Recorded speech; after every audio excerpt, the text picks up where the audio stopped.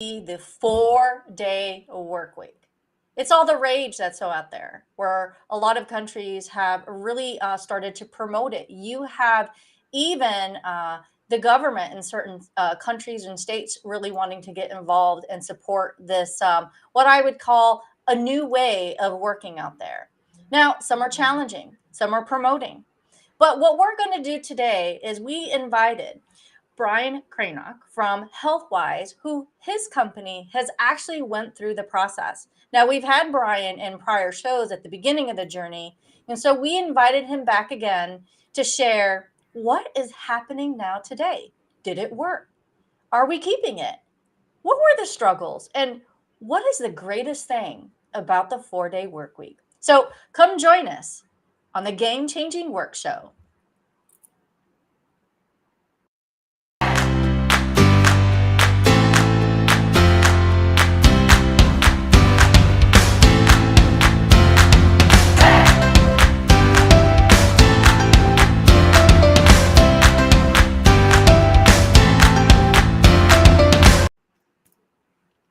Yes, so excited about this topic today. I mean, I remember, Brian, when you came and talked to us, I think it was December, January, somewhere around that, or maybe even It might have November been at the last year. beginning. Yeah, it might have Uh, been at the beginning of the process. right? Oh my God. And then when you mentioned that, we said, hey, we got to have you back to talk about the 4-day work week and hear about your experiences with it. And first of all, why do you get to choose to do and try out the 4-day work week? Well, first of all, thank you both for having me back. It's a pleasure to be back and have the opportunity to kind of discuss this with you. I would say so. We started our pilot 6 months ago, and it just makes me excited to be able to talk about it. What are the things that have kind of benefited my teams? What are some of the trade-offs that we experience? But like at the end of the day, it's something that I am personally excited about, and I hope more places are interested in at least giving it a try, right? So the original kind of thesis that our CEO kind of presented to the organization when he first announced that we were going to try it was the idea that if we can focus on maximizing efficiencies or reducing inefficiencies in the way that we work, the way that we communicate, and those sorts of things, the theory was is we can do roughly the same amount of work in 4 days that we were previously accomplishing in 5. And so that was kind of the thesis and also what we were hoping to prove out over the course of our 6-month pilot program. So Oh, that that's was kind of the awesome. genesis of it. Yeah. Now, those of you that are watching right now, welcome to the show. We're really excited to make this as most interactive. So, if you have any curious questions for Brian, please drop them in on the chat, whatever platform you're watching us right now. Now, Brian, one of the questions that I had was there anything that was a motivator to even make this thesis? Was there some feedback saying, "Hey, we're all feeling burnt out," or we can do this a different way? I mean, what preempted to even make that thesis in the first place?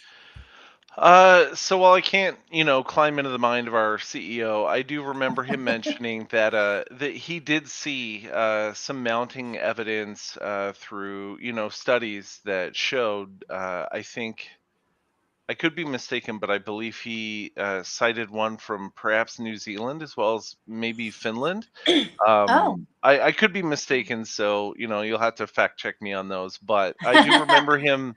I do remember him mentioning two different studies in which they showed that the efficacy was roughly the same in terms of throughput. Um, but what the workforce got in return was a significant increase in reported levels of happiness, reduced stress levels, reduced burnout, those sorts of things. And I think it's one of the benefits of one, we're a nonprofit, and so like we're a mission driven organization. So what that means is that we're serving the greater good, and our goal isn't just to maximize the amount of profits quarter over Mm. quarter. but also like we're in the healthcare space, and so I think that in a lot of ways, if we're not walking the walk, then it doesn't make sense to talk the talk either. And so I think this is in another way of us kind of putting our actions where our words are. So That's awesome. Because you know what? It also made me think about um, all of the conversations around well-being in organizations, hmm and how whenever we talk about well-being, we actually think about it essentially as something that has more to do with the individual rather than with the organization. Or if it has to do with the organization, it has to do with offering some kind of physical well-being stuff, just like, I don't know, just a gym subscription or meditation app subscription or whatever it is.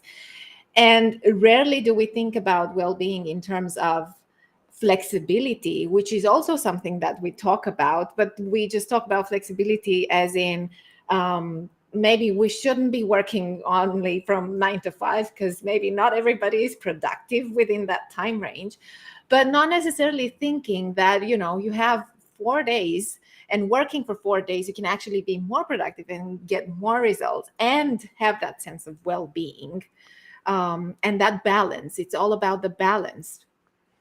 Yeah, and I know I've shared with the both of you offline that I recently finished the book Atomic Habits. And it's so interesting because having read that book, I see so many ties into kind of the general things that he talks about in that book. And unbeknownst to me, that's a lot of what we've been doing as teams, right? Which is we've been building systems. So rather than kind of thinking about goals, because goals kind of come and go, it's really about what are the systems that you're building in order to kind of support this continued progression over time. Mhm. And so, from reducing meetings to increasing our asynchronous communication, because now we have people that span different time zones. And so in meetings with my colleagues, with leadership, with my teammates, I've really been kind of trying to push this idea that like we need to decouple ourselves from the idea of having strictly synchronous communication. We can't always get people in meetings, especially in a 4-day work week. Like we have to allow ourselves the room to be able to collaborate in an asynchronous fashion, in order to maintain flexibility.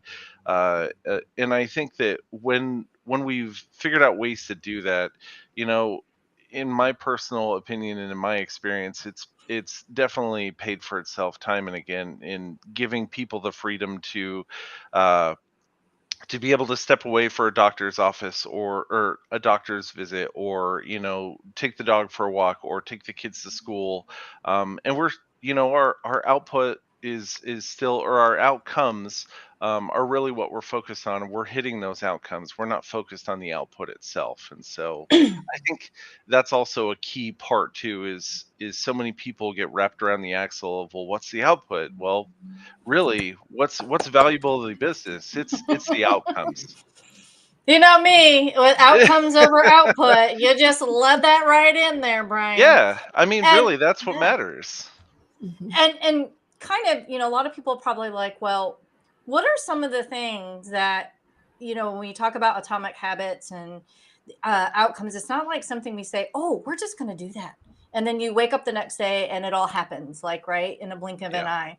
What are some things that had to shift in order to actually make that happen, to make the 4-day work week successful?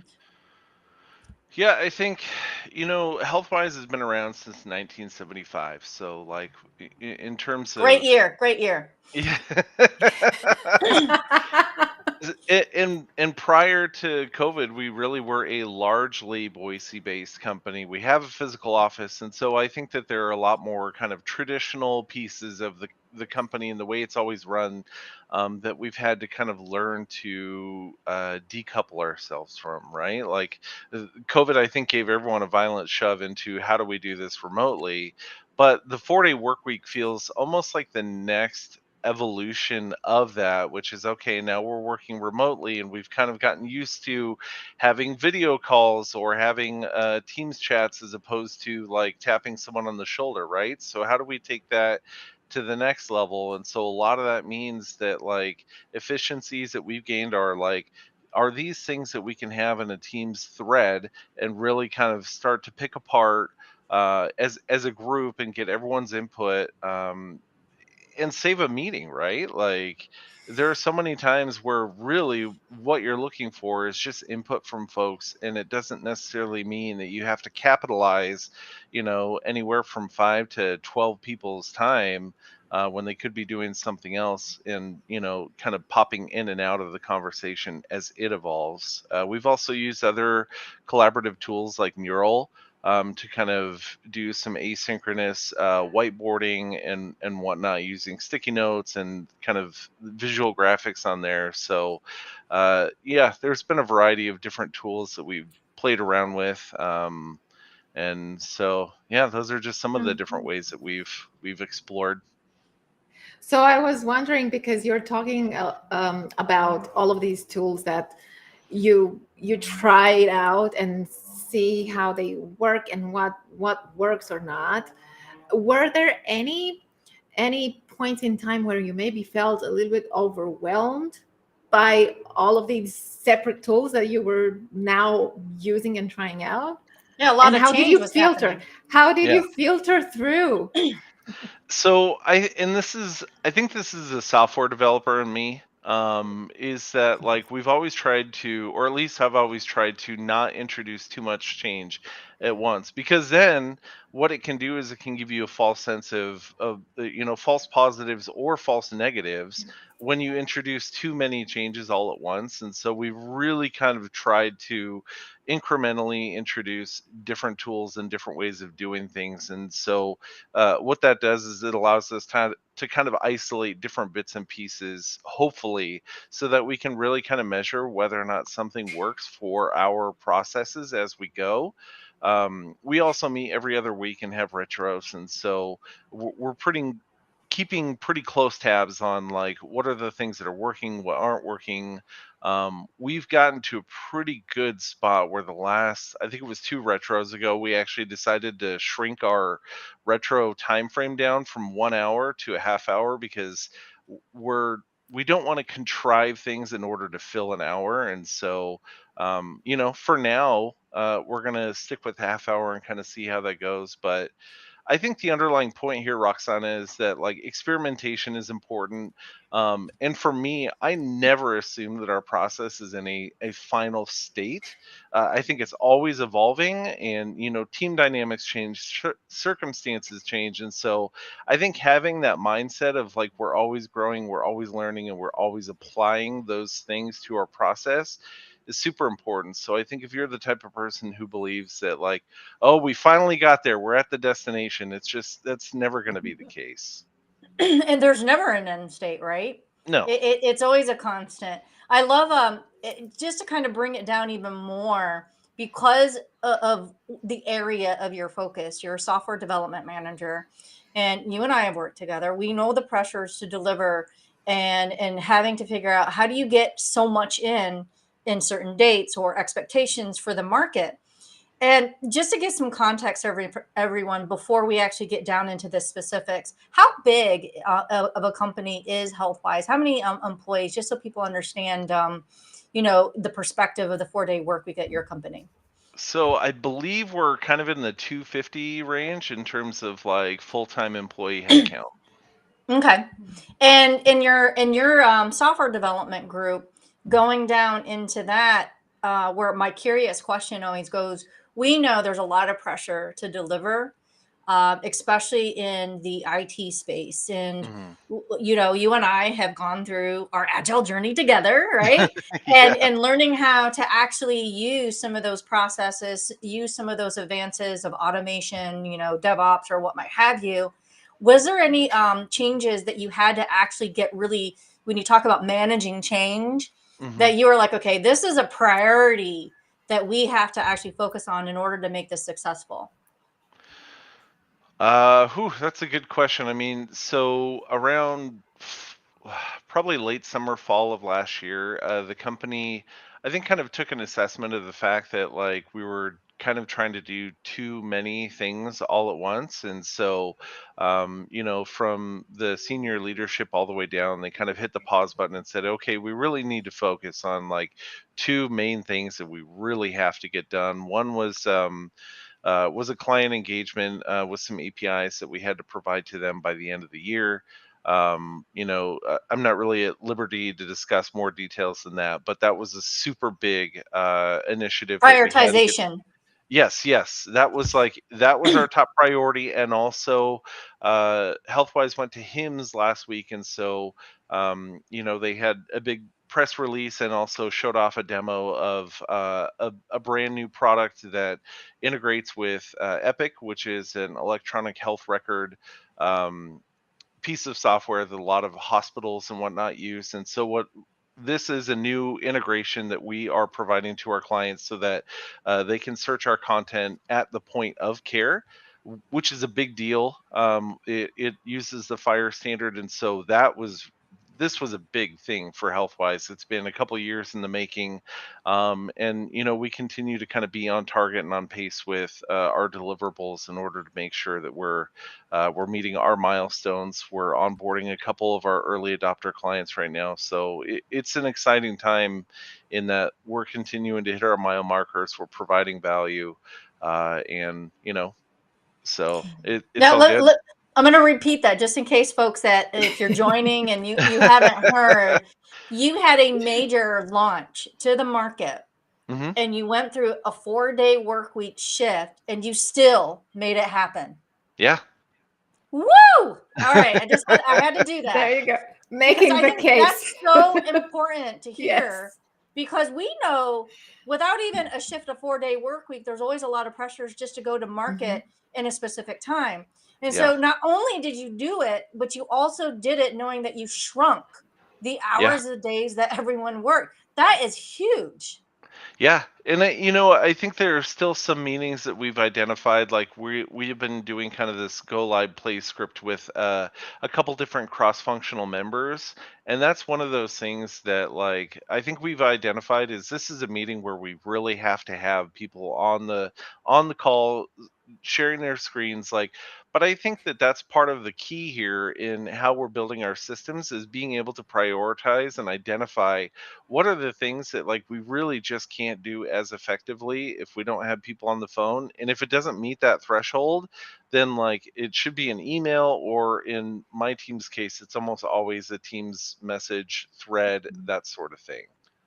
It's this is so good because first of all, you were trying out more systems, different platforms, different tools to figure out what works. And then you diminish the number of meetings, but you actually increase the focus in these meetings. And that's what brought even more productivity. And the prioritization, which is huge. And it's funny because I just finished delivering a workplace culture and communication course just now. And we were talking about time management and prioritization and how a lot of the times we go to the planning stage without actually prioritizing, which makes it even more difficult. And what you're saying is because you knew your time condensed, that actually helped you focus more in meetings and actually deciding, is this a case for us to have a meeting? Because a lot of the team members and team leaders, they feel so overwhelmed right now by the number of meetings that they have to have and be in. Oh, yeah. And which does not allow them to focus on what it is that they need to actually be working on. Absolutely. And to kind of take what you're saying, Roxana, and share another piece of one of the big things that we did is, with 4 days in the office, with understanding that there are certain bedrock meetings that we just have to have, right? We also, as part of our kind of team working agreement, decided that what we would do is we would kind of stack our meetings in the mornings. I've worked on teams where we've just stacked meetings all in one day in order to kind of free up, but we settled on morning meetings, and then after lunch, barring anything that is super high priority or just something that we can't fit in somewhere else. So there are exceptions to the rule, but they are exceptions. They are not the rule. We leave our afternoons for like focus time, and so that's a time where if developers want to or need to pair up on focusing on code, so they may do some pair programming. But really, what it is it's a block of time that we're carving out each and every day to allow people kind of that uninterrupted focus time so that they can really get into the deep work. And that makes a huge difference, as well as is our working agreement states that like basically we're going to do everything we can to make sure that every afternoon is freed up so that you can focus on getting the things done that we have to get done. Speaking of free time, kind of curious. I know that you had a project, right? Hmm. And I'm speaking with a lot of people that like to innovate, right? And come up with what's next, right? Type of things. Does your team and maybe others, maybe outside of your team, but you could talk about yours specifically, is that you still have time for that as well. So it's not just we're going to prioritize our projects. Have you guys figured out how to actually allow innovation time? Oh, You know how we used to absolutely. do those at Flip Switch? Yeah. One of the quotes that I actually took from Mike Graff, who was, our technology Hi, leader, yeah, Mike. If over he's over watching. Flip Switch, is he always used to say this Abraham Lincoln quote. It was something to the effect of, "If I was given 5 hours to chop down a tree, I'd spend 4 sharpening my axe." Right? It's such a good quote, I and remember for that. me, yeah, yeah, and I've really tried to kind of embody that mentality, which is I have found through my career as a software developer, and I find it holds true with my teams as well. Like, if we can do the proper planning up front, it can really reduce the total cost of both the implementation in terms of getting it actually implemented, but with proper planning, oftentimes it can save us long-term maintenance as well, because hopefully we've done enough planning to reduce the amount of technical debt that we incur in the implementation as well. I mean, it's never completely tech debt free, but if we can reduce that, that's where the real cost is in most software. Is it's in the long-term maintenance and not nearly as much as the upfront cost. So far, just those of you that are watching right now, what we've actually learned from Brian of the takeaways, and we're going to keep going with this, but I just wanted to highlight and help me if I missed anything. You were able to be more productive in less time, able to still get a very important project launched to market, a product out in the Hmm. market. Uh, Also, still allowing time for innovative thinking and that ability for innovation time for your team and maybe others, right, within the company. Hmm. And also being able to address the burnout of too many meetings in time. So there's that all around do I love coming to work? Am I happy type of scenario. And I know we want to hear about like, well, what were people able to do with that extra day, right, to themselves? Yeah. We're definitely wanting to talk about that. Now, did I miss anything? No, one thing I just want to just kind of jump into just a little bit more, just to add some meat to the bone, is that like not only am I seeing kind of a reduced burnout, but I can't tell you how many times I have talked to folks on Monday morning, especially when it was still a little bit newer, and we were still kind of really understanding the stark contrast between the 5-day work week and the 4-day work week. Is I can't tell you how many times people would come in and they would say, I just, by the time I get here on Monday morning, I feel so much more like ready to work, right? And so I think that that's something that is hard to quantify in terms of like hard data, hard numbers. But like I definitely have seen with my teams that like even though we are giving up one day, the reality is that I think that we're getting the best version of themselves in return. And so even though you may have them one less day, those 4 days that they're on, like they're on, right? They're kind of at the top of their game. Mhm.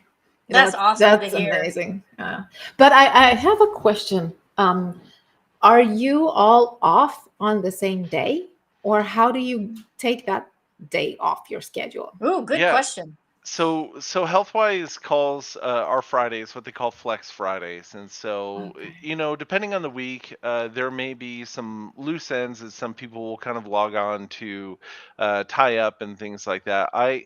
I personally prefer to have just the entire day as a blank slate, so I'm more inclined to kind of tie up loose ends, even if it means I'll work late one extra night. For me, I love having that extra day. But the expectation is that it health wise by and large treats it like a Saturday or a Sunday at any other normal company, which is there's no expectation that if you send an email, if you send a message, that you're going to hear back, Mm. and so it does get interesting when we start to kind of try and schedule things with external vendors who don't have a 4-day work week. But I mean, by and large, internally, that's how we treat it. Is it's just like any other weekend day. So yes, as an organization, we all have Fridays off. The one catch is that if we have a Monday off, like a Martin Luther King Jr. Day or President's Day or something like that, then it shifts because it is a 4-day work week, right? So Yeah. so then we will work on that Friday. Hi, Mitch. Mitch Goldstein, one of our former guests. Welcome. I'm so glad that you are joining us. And if you have any questions, Mitch, we can ask Brian. Now, I'm just kind of curious. You mentioned working with other vendors. What did you do to help solve for that? Just so our listeners are able to, kind of hear, some of the solutions that you came up with. Mhm. For me, I'm a pretty high transparency kind of guy, and so from the start, it's always been one of the early on conversations where it looks like if we really are going to be working together, it's just kind of one of those, hey, just so you know, like we're doing the 4-day work week thing, so if you send me an email, a message, or whatever, and you expect to hear from me on a Friday, high chance you're not going to hear back from me. And we've just kind of managed to kind of coordinate schedules, emails, and really, for me, I think life is all about expectations. As long as you set expectations accordingly, more often than not, you're going to have more successful relationships. I think it's that delta between what we expect and how reality pans out that really leads to Mhm. disappointment. Yeah, I Yeah. agree with you. I'm a consultant, and there are been engagements where we're just like, hey, we really only work Monday through Thursday. Friday is our catch up day, so let's make sure that we're only scheduling our meetings around Monday and Thursday. And it actually worked well because we set that expectation day one, Yeah, and we worked with that. It had to be a very special case where there was no other, room for wiggle room yeah, when it came to the Fridays. But ultimately, in truth, I'm not going to lie, on a personal basis, it really helped me. I was getting up sometimes early in the morning to fly out on Monday and coming home really late on Thursday. And sometimes my flights were canceled or they were late. And I really needed that Friday for myself in yeah, order to actually be the best for my clients. Mhm. yeah. And so just having that expectation helped me personally, but it also benefited them in the end. Yeah. Yeah, and I think that that's one of the benefits of like it's funny because on the one hand it's like, oh, it's just an extra 24 hours, but like you can trivialize it, or like you can look at it for what it is, and it kind of cuts both ways, right? Like, but man, there's just something about that extra day that not only I myself feel, but I continue to hear from my teams that like it just gives you this really healthy balance of like, Mhm. for me, I found that I've kind of compartmentalized my days where out of the 3 days, there's usually one day where I just get to rest and not have any expectations for myself. It really is kind of a down day to kind of recharge, right? I have another day where I can go out and I can play and do, whatever I want to, whether it's go play pickleball, go, grab lunch with friends, or whatever it is that has got me going. Maybe there's some, exciting activity here in Boise outdoors during the spring or summer. And then I have a Yeah. whole other day that I get to catch up on all of the things that we as adults have to do, whether it's laundry, clean house, those sorts of things. And that extra day just makes me feel like I can get all of those things done. And in particular, like I think that when our house isn't in order mentally, whether we realize it or not, it kind of sits in the back of our minds. So I think that that reduces that cognitive load, whether we realize it or not. For sure. Recharging, I think we can all, see how that plays an important role, especially on a regular basis. But play, I think, is super important too. And I think that sometimes we tend to kind of trivialize the importance and the value of really allowing ourselves to go out and do things that are enjoyable to us. I think that the Creativity comes from that, right? yeah, yeah, and I think that there are mental health benefits that once again are hard to quantify, but when we kind of see it in someone else, it's recognizable. Yeah, Yeah, Mitch, and you kind just of, sharing that. yeah. Oh, sorry, didn't mean to interrupt you No, there, but no, no, that's, I yeah, wanted to give Mitch the props of his comment it is. about it being obsolete. I know, Yeah. Roxanne, you're going to ask your question, and perhaps I have a follow up about being deliberate about a 4-day work week versus it being an Mhm. unsaid thing. But go ahead, Roxana. And I wanted to just touch on what Brian was saying about recovery and recharging, because again, when we think about high performance, we cannot think just about the performing aspect of it. We need to think about the full cycle of high performance, which is preparation, performance, recovery. It's like it's a cycle and it's a continuous thing, and we have to be able to recover and recharge so that we can perform at high levels when we need to, because we cannot be on 100% of the time. That's just impossible. I mean, our phones need to be recharged from time to time. So we're human. We really need that. And when it comes to understanding the 4-day work week, that's a great model that you did, because it's not just a 4-day work week, it's also a 3-day weekend, Hmm. which allows you to do that recharge and really feel that you're recharging. And And I you're not can assume, obligated, right? and you're not Yeah, obligated, because it could have been like it could have been a different model where you would have, I don't know, a midweek day off, yeah, and it would probably have had different kinds of results, and maybe it wouldn't have helped people so much. So that's great that you tried it. And I was wondering, when I have two questions actually. What did that do for the team motivation and engagement when it comes to retention? hmm. And what did that do when it comes to attraction? Did you see some quantifiable numbers in there?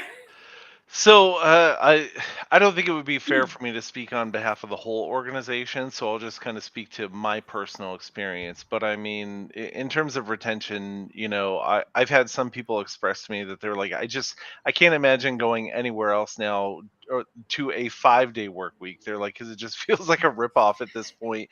And to be fair to them, I can understand that perspective. Like they've gone through the process now, we've all figured this out together, and so that person now sees I can work at this level of efficiency.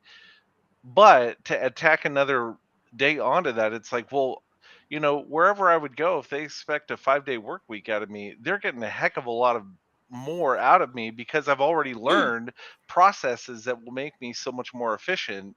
um, but I'm tacking on an extra day now, like that, Because time is money, right? If yeah, you think yeah, about the corporate salary, Right. Yeah. now that actually goes into that calculation. I didn't really learn all that stuff until my father was in HR, and he said, no, when you think about your corporate rate, not just your salary, all of that stuff is in calculation, and you need to think about the benefits they give you. And yeah, so where you're going at is, if my dad was still here on this earth and I was making a decision between jobs, he'd be like, well, Veronica, you need to look at is you're only having to work 4 days versus 5 days. And so if you want to look at it in a corporate hourly rate, what are you really getting at the yeah. end of the day? Yeah, and that's the thing is, I mean, this is where we start to get into, like I said, areas that are much more difficult to quantify with hard numbers. But like, what is the cost of your mental well-being? Because, we've done this long enough now to where I would be a strong advocate for the premise that like you will be sacrificing some of that by going back to a standard 5-day work week, 2-day weekend. Like they're just not the same. And I think that that's certainly something that I think most of us have either personally had or had someone close to us who has taken a job that was incredibly high paying, but also was, really high expectations, pushed them way too far, and you see them burn out, and you have to ask yourself, was the money really worth it? And I think that that's where we get into these conversations around, like, what's the value to you of your mental well-being? And I think that oftentimes we trivialize that piece, and then when you do get that perspective, it kind of starts to come back into balance again. You start to realize that it's actually worth a lot more than, like, you perhaps gave credit to previously. And sometimes you have to learn that, right? As an Yeah. experience, because there's a lot of times I'm sure all of us could say that we moved to a job maybe to make more money. And you might have that need, right? There, Yeah. everyone has different circumstances. But when you get to a point where the choice starts to open up, right? Yeah. Maybe you're no longer in debt. Maybe you're older and the kids are out of the house, et cetera, et cetera. And you start to gain a new perspective. That's where things start to shift. So, yeah, some people in this great resignation might have left for money for different jobs, but there's a lot of them realizing, well, if I'm not in debt and I'm actually having more financial intelligence, or I'm in a different stage in my life, that no. And then there's going to be some that are always going to track to the money thing. Well, we're not talking about them. We're talking about the ones that actually are seeing time is money as well. Mm-hmm. Yeah, and I don't know if either of you have been watching Brene Brown's Atlas of the Heart on HBO I've Max, been but watching a little bit of it. okay, I have. okay, I knew yeah. you were going to bring that up. Well, the thing that I love is she gives so much language to Mhm. our different feelings, right? And one of the two, like, big ones that my wife and I have talked about a lot is stress versus being overwhelmed, right? Yeah. And how, like, through her definition, if you are overwhelmed, you have to stop what you're doing and you have to take the time, because if you try and push through it, that's when mistakes happen. That's when, all sorts of things happen, Mhm. because you are so overloaded that, like, you can't work well on Yeah. anything. And so that's the thing, is I think that if you're in an environment where you may be making great money, but you well and truly are overwhelmed, what's the quality of your work to begin with? Because we know, as human beings, there is a point where you hit, and it's just like, once you hit that Mhm. stage of overwhelmed, you can, like, push through and crank out work, but, like, uh, you know, you're past your limit. It's not going to be work that is Yeah. really of value anyway. And so, Yeah. yeah. And And we what is see it. We overwhelm, right? see It it. could be different between different people. Overwhelm could Exactly. be, I'm overwhelmed because I'm doing things that I'm really not.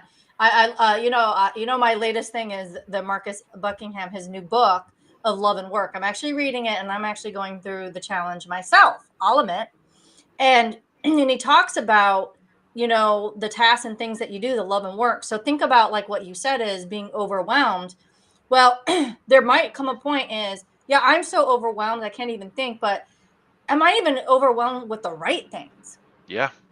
Hmm. Well, And and that's how the do I thing is, decide? And how do I know what are the right things or not? Because it's like being in the middle of the fog and I just can't cut through the fog because it's impossible for me to even think about prioritizing when I'm overwhelmed because that's when exhaustion comes in. That's when we're more emotional rather than rational. So we're not in a state where we can make a decision that's going Very to true. hold for a longer term.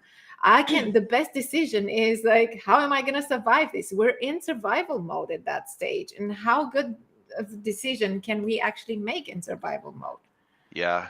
And actually, that's one of the things that HealthWise, it's been so long since I've worked at a company who structured their time off this way, but HealthWise has sick time and they have vacation time, and they're two separate buckets. And, I think initially, early stages of my career, I kind of bought into the idea that it's like, oh, you have PTO, and it's like the bucket's a little bit bigger. And so that sounds good.